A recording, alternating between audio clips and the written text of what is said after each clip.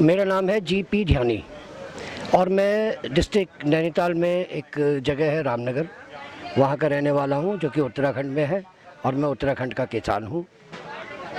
और मैं ज़्यादा बड़ा किसान नहीं हूँ, बहुत छोटा सा 10-12 बीघे का या 2 एकड़ के आसपास का किसान हूँ, ज़्यादा नहीं हूँ।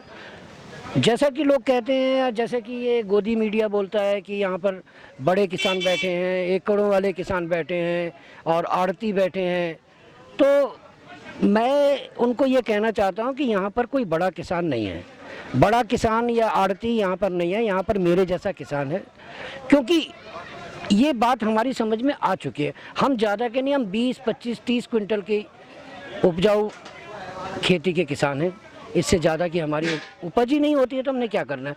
और एमएसपी हमारे लिए बहुत ज़रूरी है। एमएसपी इसलिए ज़रूरी है कि जब हम अपना 15 बोरी 20 बोरी किसान अनाज को लेकर मंडी में जाते हैं तो मंडी में होता क्या है, वो हमारे को कह देता है कि हमारे पास स्टॉक नहीं है जी, स्टॉक हमारा पूरा हो गया। अब हम क्या करते हैं कि फिर थकार के हम लोकल व्यापारी के पास जाते हैं। व्यापारी जो है हमसे अपनी मर्जी के हिसाब से, अपनी मर्जी के दाम के हिसाब से हमारे से अनाज खरीदता है। वो हमारी मजबूरी होती है, हम घर पे भी नहीं रख पाते हैं, हमने लोगों का भी देना होता है, हमारे और भी काम होते हैं, हमारे बच्चों की फ़ीस होती है, हमारे कपड़े होते हैं, हमारे त्यौहार होते हैं, हमारी शादियाँ होती हैं, तो हमें वो औने पौने दाम में व्यापारी को देना ही पड़ता है। और वही व्यापारी उस अनाज को 2 दिन के बाद फिर मंडियों में दे देता है, क्योंकि सरकारी तंत्र तो ऐसा ही है।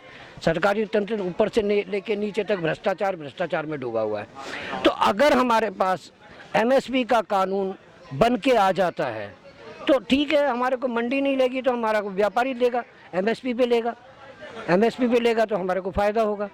तो हमारी तो समस्या भैया इसलिए है और हम तो इसीलिए इस आंदोलन से जुड़े हुए हैं। एक बात।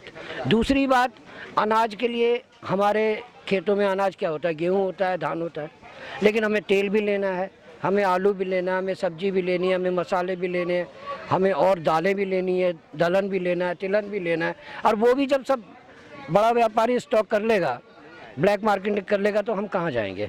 तो इस बात गेहूं कटाई का टाइम आ रहा है, ऐसे में किसान आंदोलन की आगे की रणनीति क्या होगी? देखिए, गेहूं कटाई का समय आया हुआ है, बिल्कुल है, लेकिन ये चीज़ आप भी जानते होंगे, मैं भी जानता हूँ, सभी जानते हैं कि एक परिवार में एक ही आदमी नहीं होता है। परिवार किसी के संयुक्त भी हैं, किसी के घर में परिवार में माँ भी है, पत्नी भी है, बच्चे भी हैं। और जब ऐसा किसान के ऊपर संकट आया हुआ है कि उसने एक पैर अपना आंदोलन में रखना है, एक पैर अपना खेत में रखना है, तो हमारे बच्चे हमें फुल सपोर्ट कर रहे हैं। वो ये कह रहे हैं कि आप लोग जाइए, इधर हम देख लेंगे, तो हमें कोई ऐसी दिक्कत नहीं हो रही। रामदेव भी कई बार इस आंदोलन के खिलाफ बोल चुके हैं, उन पे बाबा रामदेव को क्या बोलना है। बाबा रामदेव को तो यही बोलूँगा, पहले उन्होंने टीवी में ये बोला कि योग करो, सारी बीमारियां दूर हो जाएंगी। पहले उन्होंने योग को बेचा और योग को बेचते बेचते अब वो दवाइयां बेच रहे हैं। पहले उन्होंने कहा 35 रुपये लीटर पेट्रोल मिलेगा।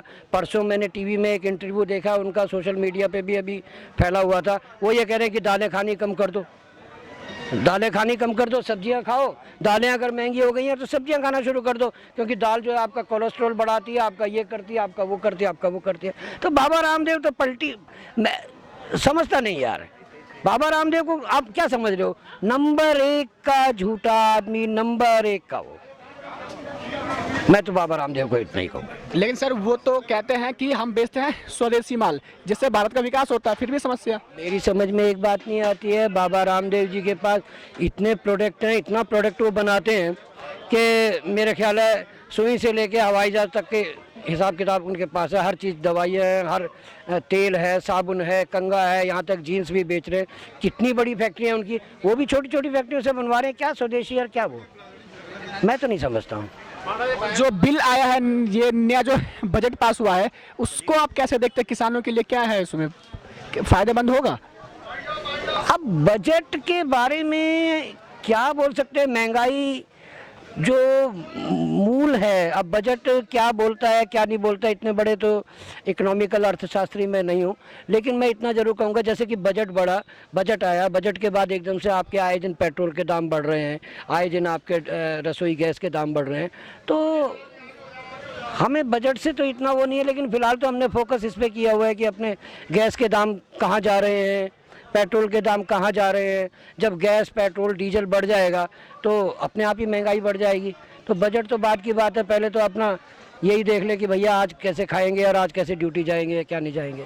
सरकारी मंडियों में किस तरह की समस्याओं का सामना करना पड़ता है आपको? सरकारी मंडियों में भी यही है, नौकरशाही है, किसान का अनाज नहीं लेना, और किसान को आज अनाज ले भी लिया तो उसको महीने महीने भर तक आपके पैसे नहीं आए, आपकी पर्ची पड़ी हुई है, चक्कर लगाते रहो। यही है सरकारी मंडियों का, तो यही हिसाब किताब है। मोदी सरकार के खिलाफ आप सिर्फ किस कृषि कानून को लेकर ही हैं या पहले भी उनके कोई कुछ नियम कानून आपको नापसंद हुए थे? देखिए साहब के ये तो हमें शुरू से पता था कि बीजेपी सरकार एक सरमाएदारों की सरकार है, इसमें तो दो राय नहीं है। लेकिन मोदी साहब से हमारे को ये उम्मीद नहीं थी कि वो एक किसान के ऊपर इतना बड़ा कुठाराघात करेंगे, जिसके बारे में हमने कभी सोचा ही नहीं था। पहले हमने पता नहीं हमने वोट दिया या नहीं दिया, ये तो अलग बात है, लेकिन हम इतने बड़े मोदी विरोधी नहीं थे जितना इस किसान आंदोलन से हो गए। एक मैं ही नहीं, हिंदुस्तान की 60% जनता आज मोदी जी के विरोध में है। कई बार जो है किसान अडानी और अंबानी को लेके भी मोदी जी पे साधते हैं निशाना। क्या समस्याएं आती हैं किसानों को उनसे? भाई देखो, अडानी और अंबानी को लेकर तो समस्या यही आ रही है कि अब जैसे आप पानीपत में देख लीजिएगा, जैसे सोशल मीडिया आप लोगों ने खुलासा किया, अडानी के कितने बड़े बड़े वेयर हाउस बन रहे हैं, और वो कुछ तो बन भी चुके हैं, और वो कब बन गए, बिल कब लेके आ रहे हो। रिलायंस में अब अंबानी का देख लीजिए आप कि आज जो गोभी 10 रुपये किलो या 5 रुपये किलो किसान से खरीदिए, अंबानी अपने रिलायंस में जो है 40 रुपये किलो बेच रहा है। तो ये लोग किसानों का शोषण कर रहे हैं, किसानों से सस्ते में माल ले रहे हैं और उसको अपने गोदाम में स्टॉक कर रहे हैं और उसमें पैकिंग वैकिंग कर रहे हैं, उसको महंगा बेच रहे हैं। तो किसान को जो कीमत किसान को मिलनी चाहिए वो तो ये खा रहे हैं। तो इसलिए हम किसान जो है अंबानी का और अडानी का जो है विरोध कर रहे हैं। टूल किट वाला मामला एक सामने आया है जिसमें यह कहा जा रहा है कि ये किसान आंदोलन सब एक प्रोपेगेंडा है, सब पहले से फिक्स है, किस दिन क्या होगा नहीं होगा। आपने भी सुना होगा इस बारे में, तो है ना? तो क्या आप क्या कहना चाहेंगे इस पे? देखो जी, टूल किट के बारे में तो मैं, ये तो एक मीडिया का वो है, टूल किट है या क्या है, लेकिन अंतर्राष्ट्रीय स्तर पर जब किसान आंदोलन की आवाज़ उठ चुकी है तो उसके आगे टूल किट सब बेकार हो जाता है।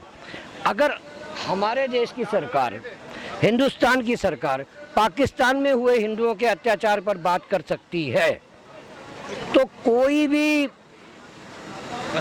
इस विश्व का नागरिक आज किसान आंदोलन पे बात कर सकता है। उसमें टूल किट का क्या लेना देना है, मैं तो नहीं समझता।